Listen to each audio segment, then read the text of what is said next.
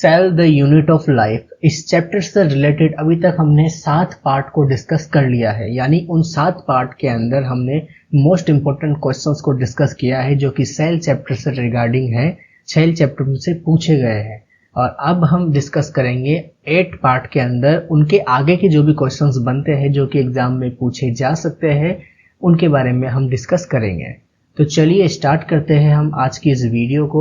लेकिन इससे पहले अगर आपने प्रीवियस वीडियोस नहीं देखे तो आप जाकर हमारे चैनल पर उन प्रीवियस वीडियोस को भी देखिए और उन क्वेश्चंस को भी अच्छे से क्लियर कीजिए। और अगर आपको बायोलॉजी और केमिस्ट्री सब्जेक्ट से रिलेटेड किसी टॉपिक पर ट्रिक चाहिए तो आप हमें कमेंट बॉक्स में लिखकर सेंड कर सकते हैं आपके कमेंट। जैसा कि आप सभी लोग जानते हैं कि बायोलॉजी में अक्सर हमें एग्जाम्पल्स को लर्न करने में दिक्कत आती है, तो हमने एग्जाम्पल्स को लर्न करने के रिगार्डिंग ट्रिक्स बनाई हुई है।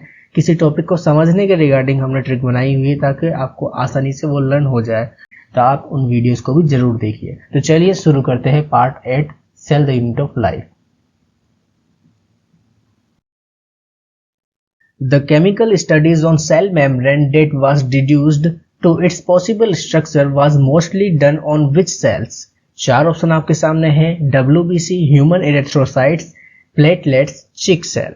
और इसका जो सही आंसर होगा वो होगा answer number B is correct, यानी option number B is correct, human erythrocytes.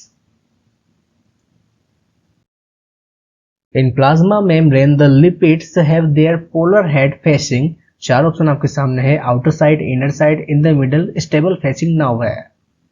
और इसका जो सही आंसर होगा वो होगा आउटर साइड, यानी option number A is correct. The lipid component of plasma membrane will be mainly constituted of. 4 option आपके सामने है, glycolipids, glycogen, phosphoglycerides, all of this. और इसका जो सही आंसर होगा वो होगा option number C is correct, phosphoglycerides. अब जो आपको क्वेश्चन दिया जा रहा है वो है डायग्राम रिलेटेड क्वेश्चन। आप चिंता मत कीजिए, आपके नीट एग्जाम से कुछ दिन पहले, 2-4 दिन पहले ही मैं आपको इस चैप्टर से रिलेटेड जितने भी डायग्राम हैं, उन डायग्राम्स से रिलेटेड जितने भी क्वेश्चन बनते हैं वो मैं आपको एक वीडियो के माध्यम से आपको प्रोवाइड करवा दूंगा। तो आपको आसानी रहेगी इन सभी डायग्राम वाले क्वेश्चंस को अच्छे से करने में। तो चलिए इस क्वेश्चन का आंसर देखते हैं हम। इस क्वेश्चन का आंसर क्या होगा? तो इसका जो क्वेश्चन का आंसर होगा, ए वाला ऑप्शन जो इसमें देखा जा रहा है यहाँ पर, ए वाला जो ऑप्शन होगा इसके अंदर वो होगा पहला। तो ये लिपिड बाइलेयर कहलाएगी, आपको आसानी से दिख नहीं रहा होगा, लेकिन मैं बता दूं आपको ये जो ए ऑप्शन है वो है लिपिड बाइलेयर का। एंड बी ऑप्शन जो यहाँ पे दिखाई दे रहा है ये है प्रोटीन का। तो यहाँ पे लिपिड बाइलेयर और प्रोटीन ये दो तो यहाँ पे मैच कर रहे हैं, यानी कि इसमें जो आंसर होगा वो होगा option number A is correct, यानी option number A is correct.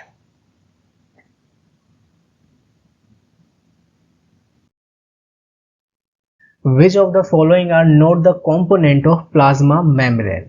4 option आपके सामने है, sugar, protein, cholesterol, and none of this.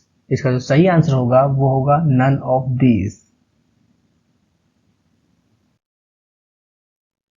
What is the percentage of proteins and lipids in an RBC membrane respectively? आपको percentage बताना है protein का और lipid का आरबीसी मेम्ब्रेन के अंदर। इसका जो सही आंसर होगा वो होगा 52%, यानी 52% एंड 40%, यानी option number A is correct.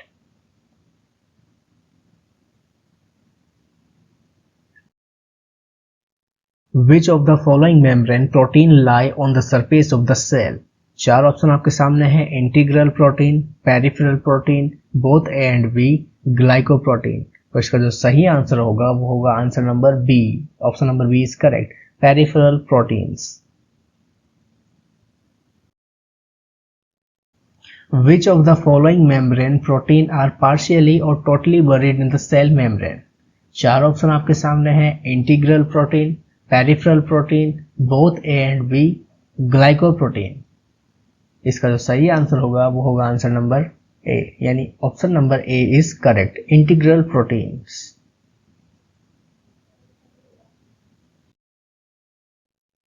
The fluid mosaic model was given by Singer and Nicholson in the year। 4 option आपके सामने, आपको बताना है कि सिंगर निकोलसन के द्वारा कौन से ईयर में फ्लूइड मोज़ेक मॉडल दिया गया था। 1972 में दिया गया था, option number A is correct.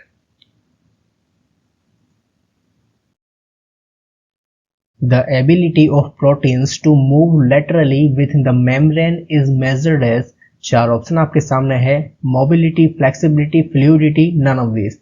इसका जो सही आंसर होगा वो होगा answer number C is correct, यानी फ्लूइडिटी, यानी option number C is correct.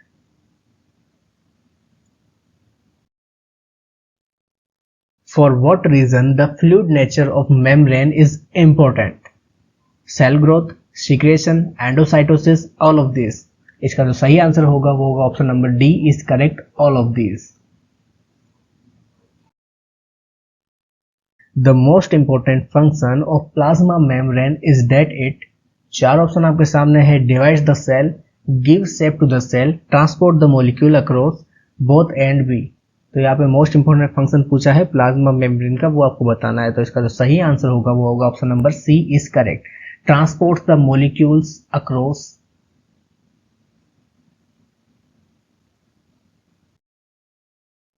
In which kind of transports the molecules move across without the utilization of energy?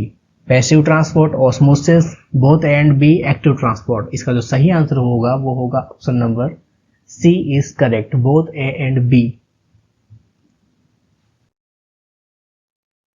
Movement of water across the plasma membrane occurs by, चार option आपके सामने है, passive transport, osmosis, active transport, all of this. इसका जो सही answer होगा वो होगा ऑस्मोसिस, यानी option number B is correct. In which kind of transport the molecules will go against the concentration gradient? यहाँ पर against the concentration gradient आपको देखना है कि इसके बारे में पूछा क्या है। तो इसका जो सही आंसर होगा वो होगा option number B is correct, यानी कि एक्टिव ट्रांसपोर्ट। और इसी के साथ आज की इस वीडियो में बस इतना ही। मिलते हैं नेक्स्ट वीडियो में, इसी वीडियो के नेक्स्ट पार्ट में, जिसके अंदर इसके आगे के जो इंपॉर्टेंट क्वेश्चन है उनके बारे में हम डिस्कस करेंगे। और एग्जाम से कुछ दिन पहले जितने भी इस चैप्टर से डायग्राम रिलेटेड क्वेश्चन बनते हैं उनकी भी एक वीडियो अपलोड की जाएगी, ताकि आपको किसी भी डायग्राम के अंदर कोई भी कंफ्यूजन ना रहे और सारे डायग्राम एक ही वीडियो में क्लियर हो जाए। तो मिलते हैं नेक्स्ट वीडियो में।